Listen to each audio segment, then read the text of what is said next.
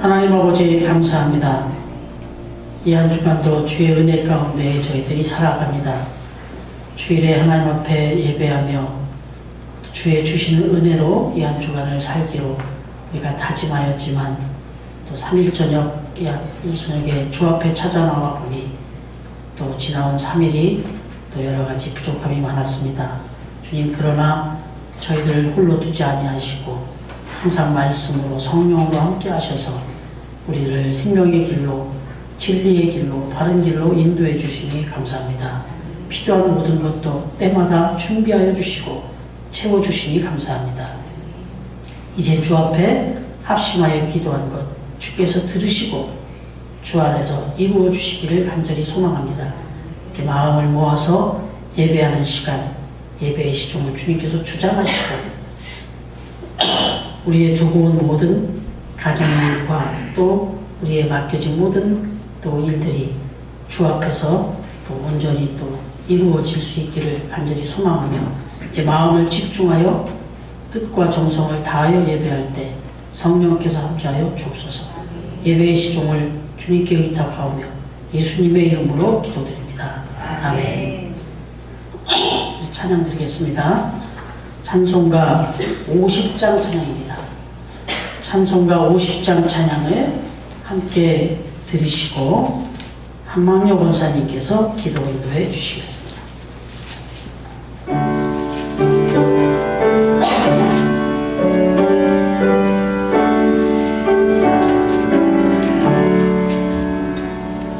내게 있는 모든 것을 아낌없이 드리네. 사랑하고 의지하며 주만 따라 살리라. 주께 드리네. 주께 드리네. 사랑하는 구주 앞에 모두 드리네. 내게 모든 것을 겸손하게 드리네. 세상 욕심 멀리하고 나를 받아주소서. 주께 드리네. 주께 드리네. 사랑하는 구주 앞에 모두 드리네. 내게 있는 모든 것을 주를 위해 드리네. 주의 성령 충만하게 내게 내려주소서. 주께 드리네. 주께 드리네. 사랑하는 구주 앞에 모두 드리네. 아멘.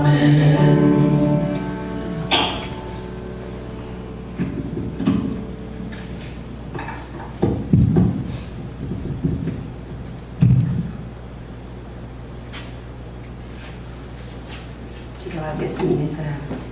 사랑과 은혜가 풍성하신 하나님 아버지 감사합니다. 주님, 지난 3일 동안도 저희들을 지켜주시고 인도하여 주시니 감사합니다.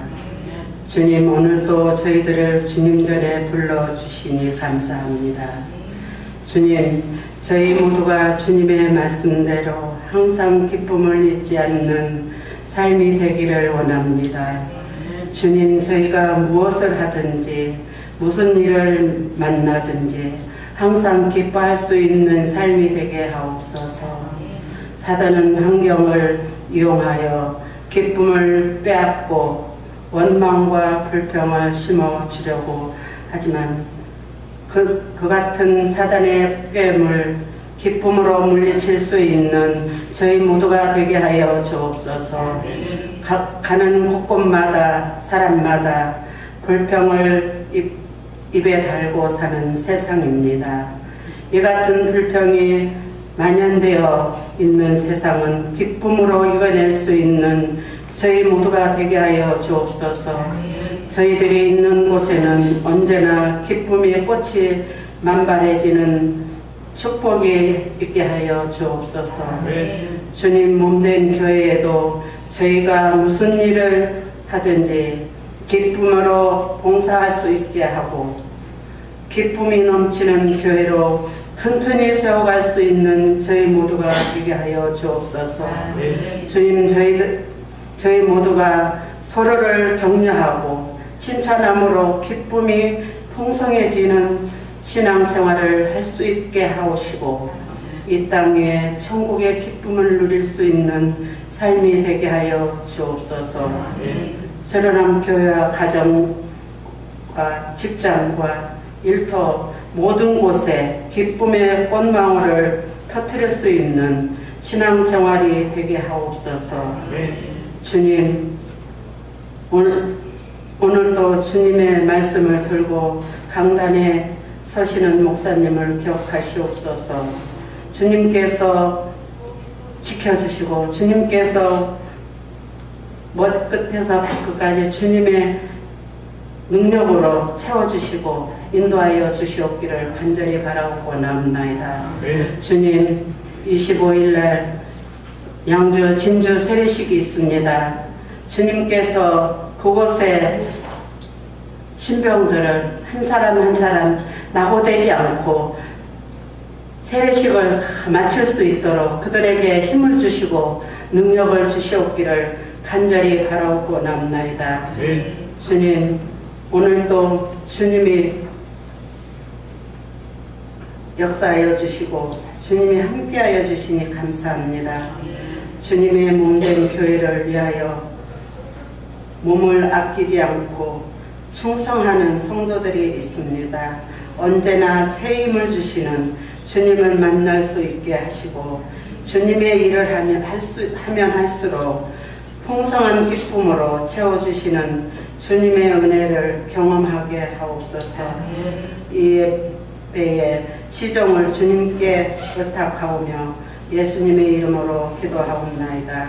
아멘.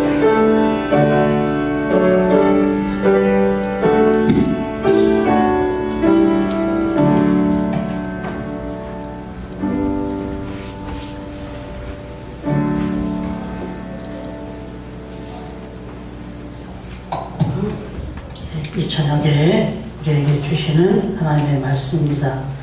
하나님의 말씀은 고린도전서 16장 1절부터 2절까지 말씀입니다.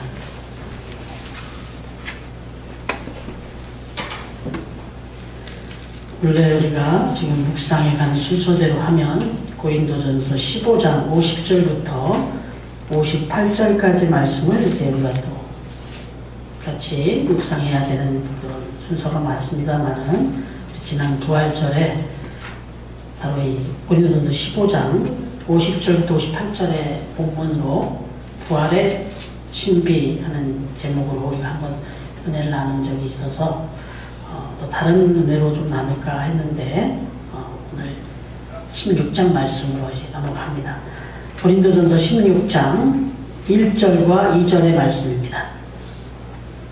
고린도전서 16장 1절과 2절 두 절의 말씀, 짧은 말씀이니까 우리 같이 한 목소리로 함께 봉독하겠습니다. 고린도전서 16장 1절과 2절입니다. 같이 읽겠습니다. 시작. 성도를 위하는 연보에 관하여는 내가 갈라디아 교회들에게 명한 것 같이 너희도 그렇게 하라.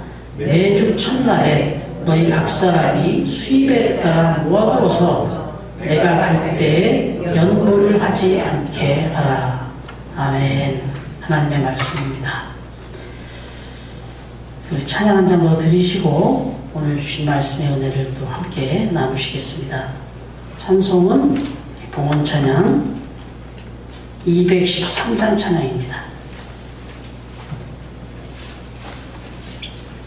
213장 찬양 함께 들으시고 오늘 주시는 말씀의 은혜를 함께 나누겠습니다. 213장 찬양입니다.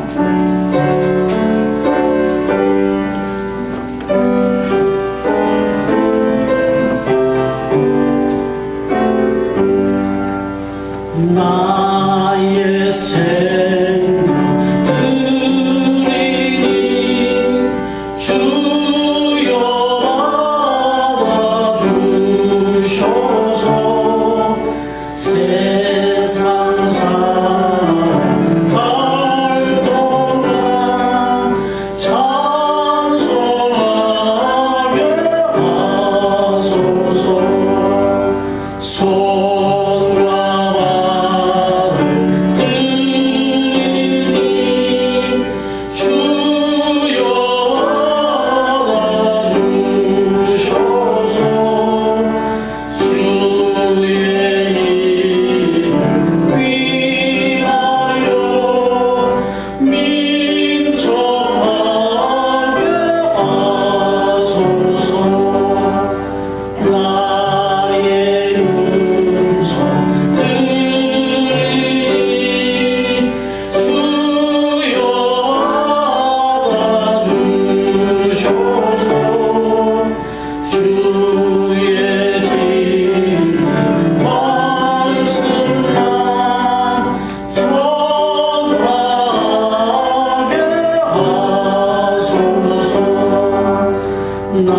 나의 보화 드리니 주여 받아주셔서 하늘나라 위하여 주 뜻대로 쓰소서. 나의 시간 드리니 주여 받아주셔서 평생도 주 위에 봉사하게 하소서.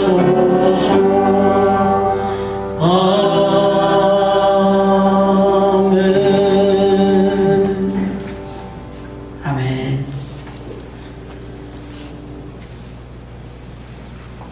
신학교에 재학 중에 군복무를 위해서 의경, 그러니까 의무 경찰에 자원한 입대한 젊은 전도사님이 계셨답니다. 그런데 연일 벌어지는 그 시위로 어려움을 겪던 중 나름의 이제 대책회의가 좀 있었는데 논제는 극도로 흥분한 군중들을 어떻게 하면 좀 빠른 시간에 진정을 시킬 수 있겠는가, 그리고 또 자연스럽게 이렇게 또 해산을 시킬 수 있는 방법은 없을까, 이제 이런 이야기를 이제 나누었다고 그래요. 그랬더니 또 이 전도사님의 이 또 신분을 감추지 못하고 참 기가 막힌 의견을 하나 냈는데, 의견이 이렇습니다. 그 흥분한 군중들에게 지금 여러분이 지금 주장하고 있는 그 문제 해결을 위해서 이제 헌금함을 돌릴 테니까 같이 한번 헌금을 합시다. 이렇게 하면 아마 빠른 시간에 그 흥분이 진정될 것 같습니다. 그리고 아마 자연스럽게 하나둘 이렇게 빠져나가지 않겠습니까? 이렇게 의견을 냈다 하는 그런 이야기입니다. 여러분, 이게 채택이 됐는지 안 됐는지 모르겠지만 사실 이 모금과 달리 또 헌금이라고 하는 것, 사실은 세상이 이해하기 어려운 부분입니다. 그래서 안티 크리스찬들, 안티 기독교인들, 세상에 믿지 않는 사람들이 교회를 향하여 제일 관심을 갖고 비판하는 것 중에 하나가 봉헌의 문제입니다. 헌금의 문제입니다. 이건 세상적으로는 이해가 안 되거든요. 그리고 이것만큼 아주 불리하게 보이는 게 없어 보이거든요. 그래서 사실은 바꿔 말하면 세상 사람들은 이 헌금을 한다라고 하는 거 아주 부담스러운 이야기입니다. 이해도 안 될 뿐더러 헌금을 한다는 것 자체가 어려운 얘기입니다. 여러분, 오늘 우리가 같이 말씀에 따라 함께 묵상하려고 하는 주제는 바로 이 연보에 관한 문제, 곧 헌금에 대한 이야기입니다. 여러분, 오늘 본문은 초대교회 당시 예루살렘 모교회가 원래 예루살렘에 교회가 있었잖아요. 근데 이게 핍박과 함께 디아스포라라 해서 흩어졌어요. 여기저기로. 그러던 중에 안디옥 교회도 생기고 또 이렇게 고린도 교회도 생긴 겁니다. 그런데 다름 아닌 그 모교회인 예루살렘 모교회가 기근과 함께 또 여러 가지 박해로 큰 어려움을 당하게 됐어요. 당연히 재정적으로도 많이 어려움을 겪게 된 거죠. 그래서 사도 바울이 고린도 교회에다가 연보를 요청한 내용이에요. 헌금을 요청한 겁니다. 뭐 요즘의 표현으로 하면 좀 작정 헌금을 하도록 한 겁니다. 그러나 오늘의 내용의 말씀에 이 특별히 2절의 내용을 통해서 우리가 살펴보는 것은 바로 이건 우리가 하나님 앞에서 봉헌하는 봉헌의 자세, 봉헌의 그 어떤 의미 이런 것들을 아주 잘 담고 있어서 짧은 이 말씀 속에 다 함축되어 있기 때문에 이 말씀을 중심으로 우리가 오늘의 우리의 이 봉헌과 연보에 대해서 묵상을 하려고 하는 것입니다. 여러분, 봉헌은 그야말로 단순히 돈을 내는 게 아니잖아요. 은혜에 대한, 하나님의 은혜에 대한 감사의 고백이고 믿음의 표현입니다. 절대로 이 부분은 강요될 부분이 아니고 또 강요돼서도 안 되는 것이죠. 그러나 또 우리 그리스도인의 삶에서 이 부분은 회피할 수 있는 부분도 아니에요. 그래서 이 봉헌에 대한 문제를 가지고 상처를 받을 이유도 없고 부담을 가질 이유도 없는 것이고 또 단에서 이 설교를 깊이 할 이유도 없는 것이죠. 너무나도 당연한 것이니까 오늘 이 저녁에 이 봉헌의 문제를 같이 우리가 또 나눌 때 오늘 말씀에 정말 그 의미에 우리 깊이 함께 묵상하면서 정말 봉헌의 의미를 다시 한번 깊이 새기고 봉헌의 문제 통해서도 오늘 다시 한번 우리가 또 큰 은혜를 다시 한번 또 확인하는 그런 시간이 되어지기를 원합니다.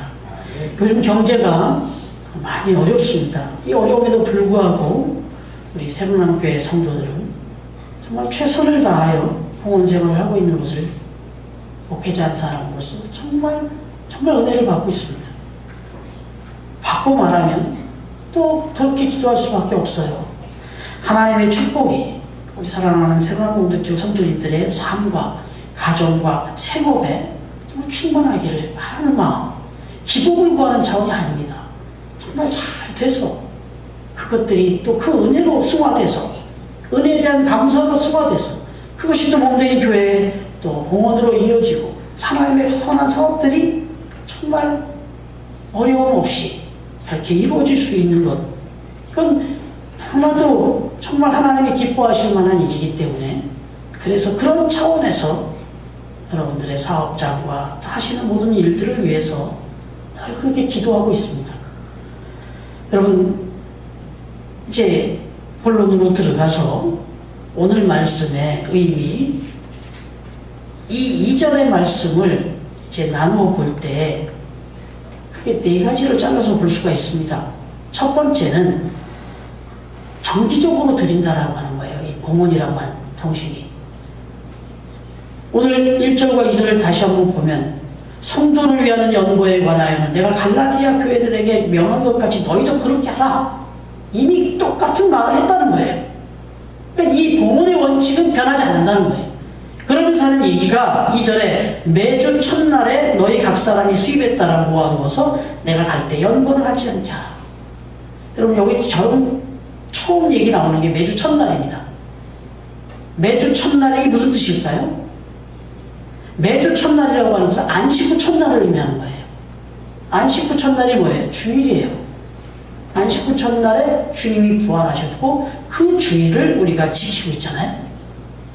그러니까 주일에 그렇게 매주 첫날에 주일마다 그렇게 봉헌을 드려라. 이렇게 지금 권고하고 있는 겁니다. 여러분 매주 우리가 한 주에 한 번씩 이렇게 봉헌을 매주 드리는 이유가 뭘까요? 이 한 주간이 다 하나님의 은혜였다라고 하는 고백이거든요. 이 한 주간이 다 하나님의 은혜였다라는 것에 대한 감사의 고백이고, 또 우리가 첫날이라고 가정할 때, 매주 첫날이라고 말했을 때 이 한 주간을 시작함에 있어서 받은 은혜에도 감사하지만 이 한 주간 또 베풀어 주신 은혜를 미리 감사하면서 믿음으로 드리는 겁니다.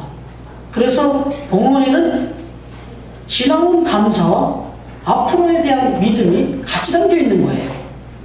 이 두 가지가 같이 들어있는 거예요. 그 의미가.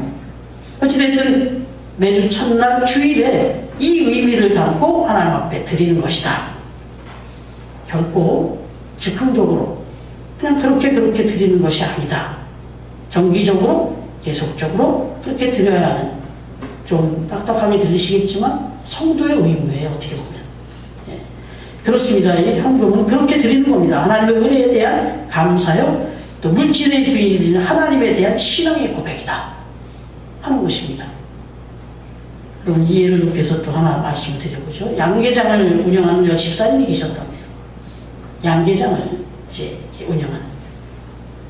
근데 이 여집사님이 교회 출석은 참 열심히 잘 하시는데 헌금을 안 하시는 거예요. 봉헌을 안 하셔요. 아니, 할 줄을 잘 몰라요. 그래서 예수님 담임 목사님이 집사님을 저기 불러서 봉헌의 의미를 가르쳐 드렸어요. 우리가 가진 재물의 주인은 하나님이십니다. 내가 내 것 같지만 이거 집사님이 키우는 이 모든 양계 사업도 하나님이 함께 해주지 않으면 불가능한 일입니다. 이건 하나님의 은혜에 대한 감사의 의미다. 그렇기 때문에 주일날 하나님 앞에 나올 때 그 믿음에 반하여, 그 감사의 크기에 반하여서 그렇게 봉헌을 준비해서 드리는 것은 너무나도 당연한 것이고 정말 꼭 필요한 것이다. 이렇게 권면을 했다는 거예요. 이 집사님이 들어보니까 공감이 됐어요. 거기에 수긍이 됐습니다. 그래서 이제 그 다음 주부터 헌금을 해야 되겠는데 뭐 현금으로 할 상황이 아닌 거예요. 그래서 계란을, 이제 양계장이니까 계란을 헌금을 하기 시작했다는 거예요. 계란으로. 매주일 이제 달걀로 그렇게 헌금을 하면서 뭐 수백 개씩 몇십 개씩 이렇게 헌금을 이제 헌물로 한 거예요. 근데 이게 시간이 조금 지나가더니 조금씩 지나가더니 달걀 개수가 자꾸 줄어들어요. 달걀 개수가 자꾸 줄어들어요. 그러더니 나중에는 아예 달걀을 안 해요, 봉헌을. 그래서 담임 목사님이 한번 생각해서 조금 뭔가 좀 사연이 있나 싶어서 물어봤다는 거죠. 그랬더니 이 집사님의 변이 이렇습니다.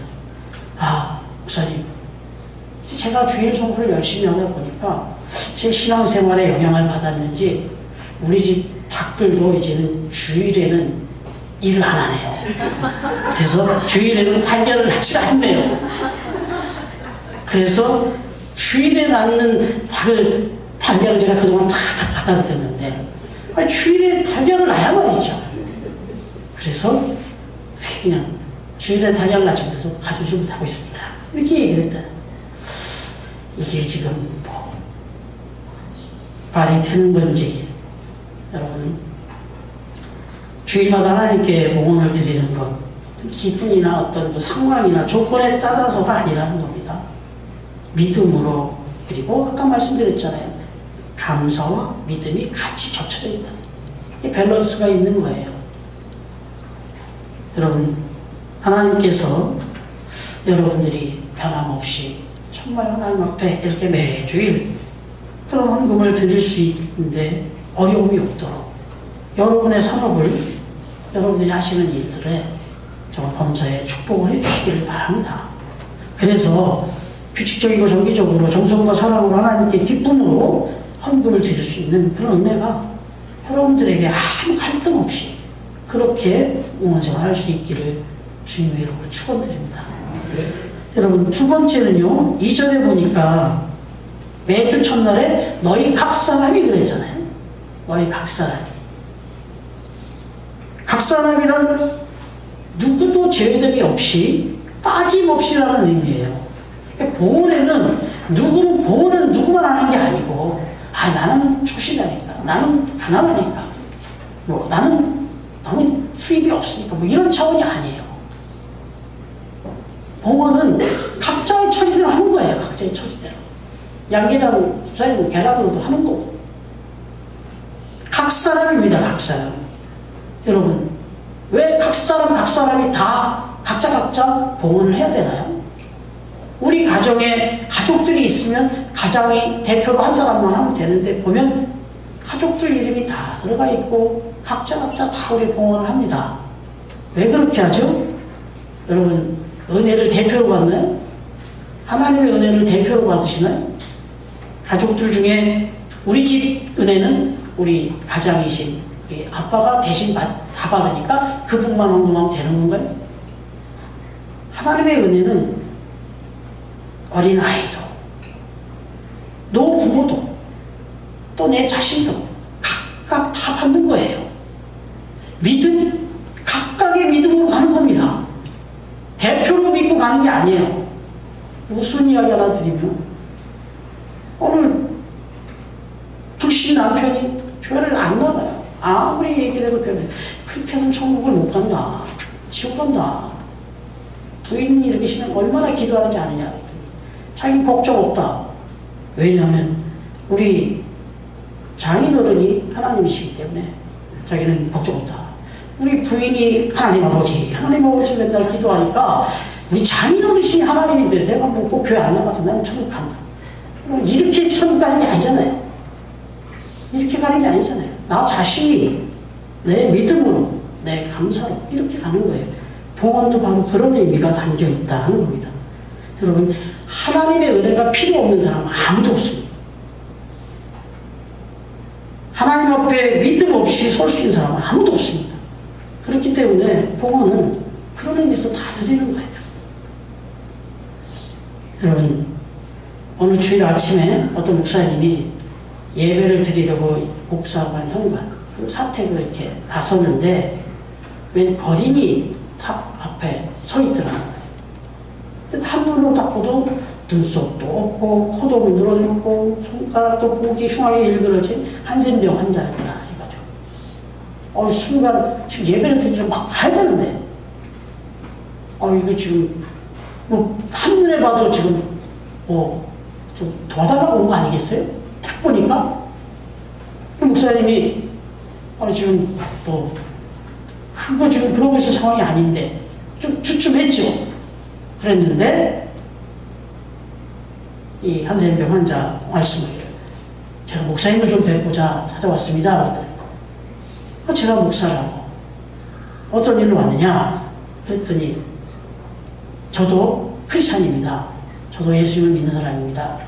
그러시냐고. 그러면 예배를 드리러 가야지 왜 여길 찾아왔냐 그랬더니 실은 저도 봉헌을 좀 하고 싶은데 저도 나름대로 한 주간 좀 얻고 이게 구걸은 했지만 수입이 있었습니다. 그래서 그 수입에 11조를 좀 드리고 싶은데 그래서 봉헌을 하려고 하는데 제가 교회에 가면 문 앞에서부터 저는 제지를 당해서 들어갈 수가 없습니다. 그래서 목사님을 통해서 이 봉헌을 좀 하고 싶어서 가져왔습니다. 제 대신 제 봉헌을 좀 드려주십시오. 이렇게 이야기를 하더라는 거예요.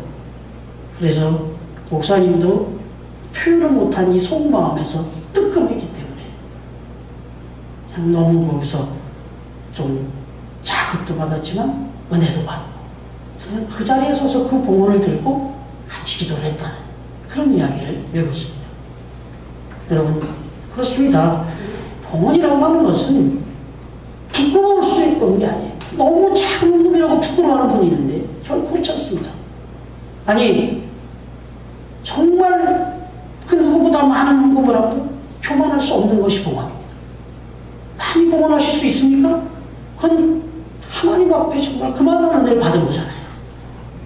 그럼 어디서 교만할 수 있어요? 정말 지금 적은 헌금을 하셨습니까? 과거에 두 랩돈을 칭찬하셨던 주님을 기억하셔야죠.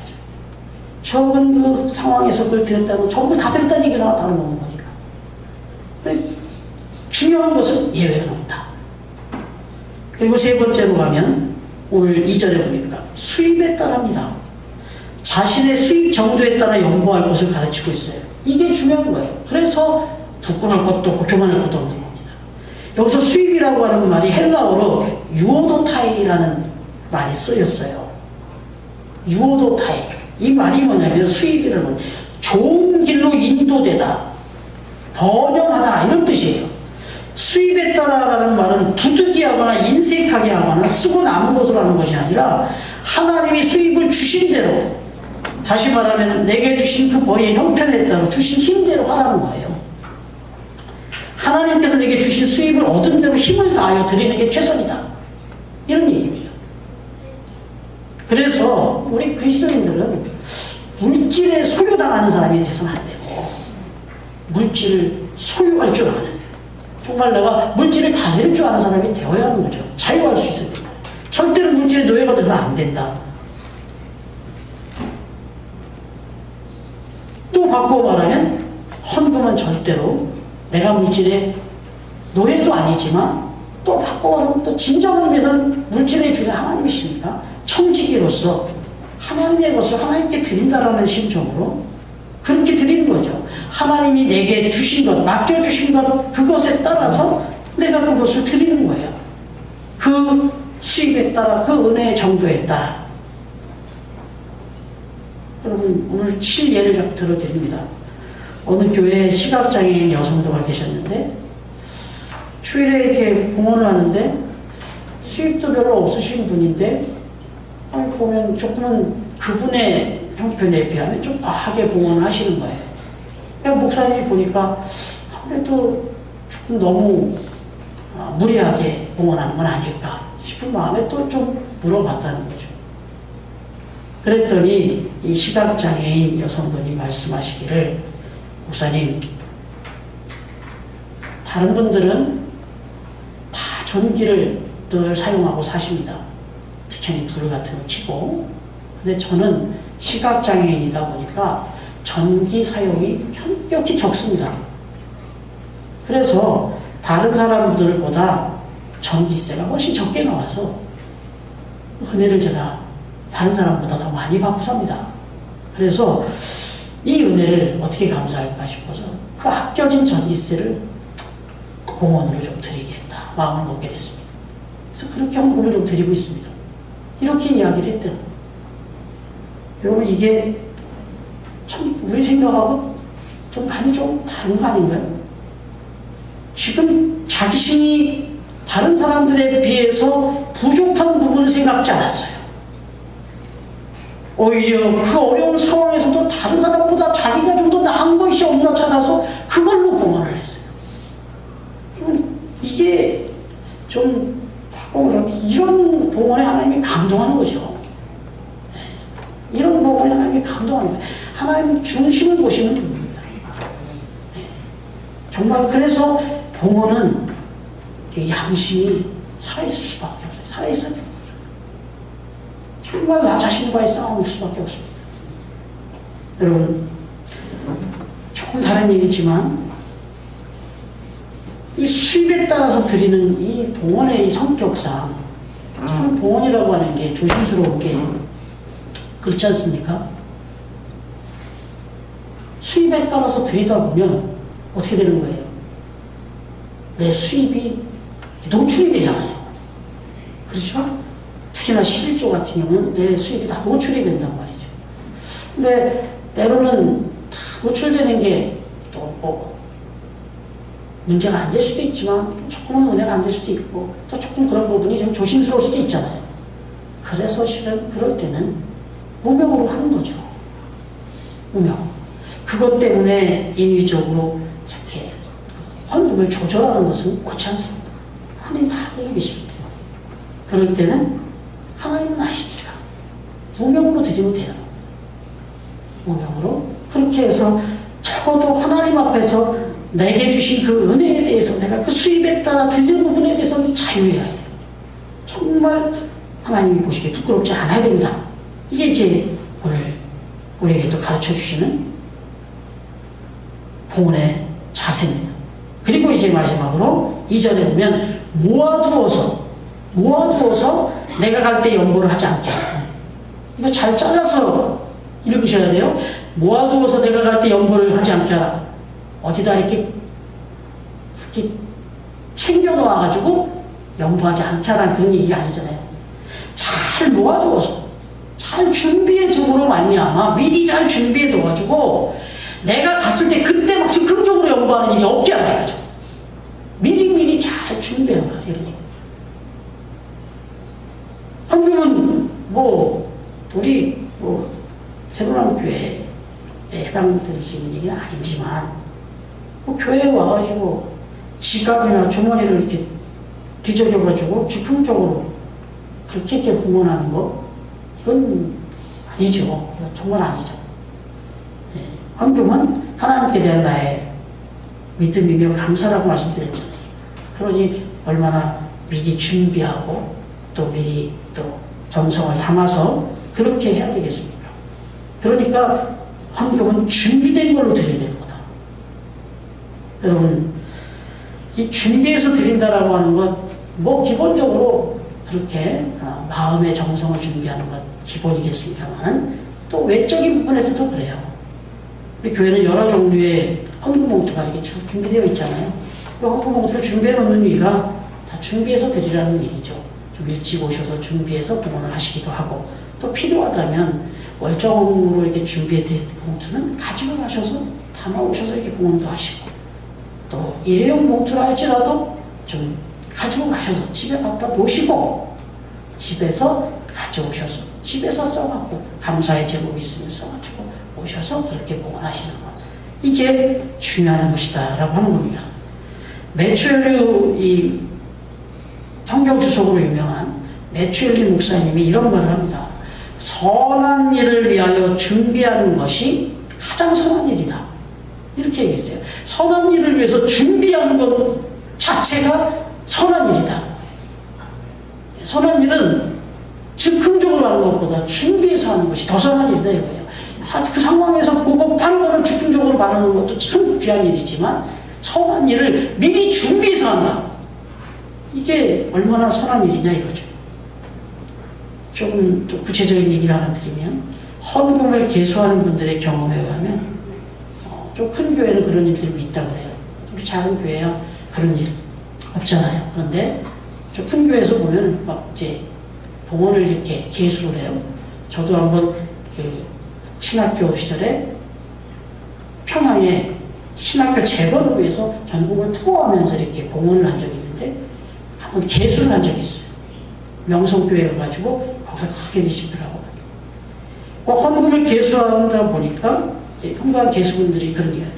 새 집회나 깨끗한 집회로 헌금하는 분들이 참 많은데 그 중에는 헌금에 이게 손으로 이렇게 좀 아무래도 그냥 준비 안 되는 금을 이렇게 넣어서 다 이렇게 꾸겨서 넣잖아요. 그래서 그거 피는데 지금 시간이 많이. 이 꾸겨서 이렇게 여기서 이렇게 집에서 꾸겨서 이렇게 넣어놔가지고 막 그거 피는데도 그것도 시간이 걸리더군요. 그런 일들도 제법 있다고 그래요. 물론 의미는 알겠는데 봉헌을 드릴 때는 그런 자세보다는 준비된 자세로 준비된 모습으로 또 우리 마음도 그런 구겨진 마음이 아니라 준비된 마음으로 그렇게 드려지는 것이 귀하다. 고린도후서 9장 7절에 보면 각각 그 마음에 정한 대로 할 것이요 인색함으로나 억지로 하지 말지니 하나님은 즐겨내는 자를 사랑하시니라 그랬어요. 여러분, 이 말씀에 시험 들지 않기 바랍니다. 하나님은 헌금만 해도 너무 좋아하시는구나. 헌금만 하는 사람 막 그냥 막 사랑하시면 그 사람들로 찾는 거야. 이런 뜻. 그런 뜻으로 오해하지 마십시오. 정말 하나님의 입장에서는 네가 정말 은혜를 아는구나. 이런 거죠. 자녀를 키워본 부모의 마음으로 보면 딱이잖아요. 그냥 뭐만 있으면 뭐 용돈을 주면 다 부모님 못 사다 주는 거예요. 뭐 사라고 주더니 그거 가지고 이거 더 주고 싶지 않을까요? 이게 지금 하나님의 마음을 그렇게 이해하시면 전혀 이 문제가 안 됩니다.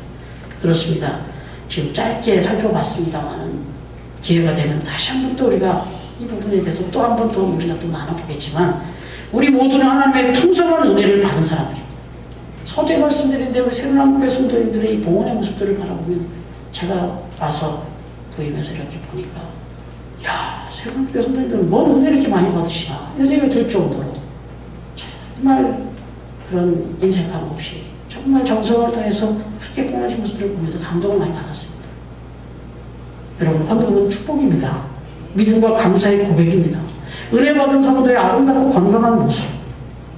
하나님, 우리 모두가 평생 하나님 앞에 서게 되는 그 순간까지 매주일 또 어떤 누구도 그리고 우리에게 주어진 그 수입에 따라서 절대 인색하지 않고 정성을 다한 준비로 봉헌을 드리고 2017년도에 하나님께서 우리가 최선을 다하여 예배하며 봉헌을 드리는 그런 삶 속에 그에 합당한 풍성한 은혜와 축복을 여러분의 가정과 생업에 풍성하게 부어주시는 그런 은혜가 넘쳐나기를 주님의 이름으로 축원합니다.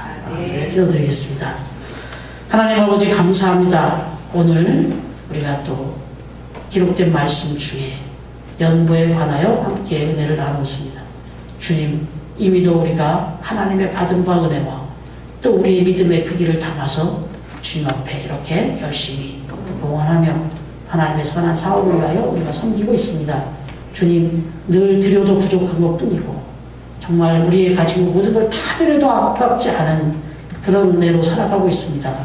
우리의 이 중심을 아시는 하나님, 우리의 가정과 생업도 축복하시고 우리의 기업도 축복하셔서 더 드리고 싶고 더 드려도 남음이 있는 그런 은혜와 또 축복을 우리 모두가 풍성하게 누리며 살아가도록 이 새로운 공동체를 축복하옵소서.